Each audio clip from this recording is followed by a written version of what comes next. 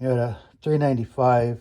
Got to clean it up some, but it's got a cheap Chinese big bore kit. I don't do big bore kits. Here's a new OEM cylinder piston put in it. It's got some other issues. Screw holes to hold the top cover on.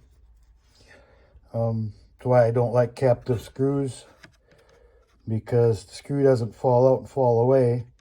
It stays and wallers out the holes. I got two of those nice ones to take care of, at least.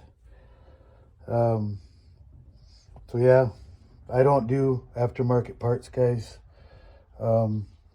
It's brand new, hasn't been ran from, what you can see there. So yeah, this is the next one I'm doing. It'll be fun fixing those. Till the next one. 395 project. Got those welded up, retapped.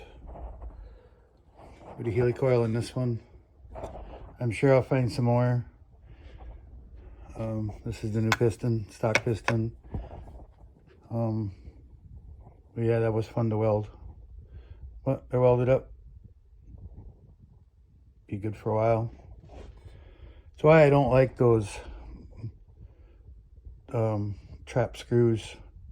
They sit there and buzz instead of falling out. But better if they just fell out, because then it wouldn't eat up the holes.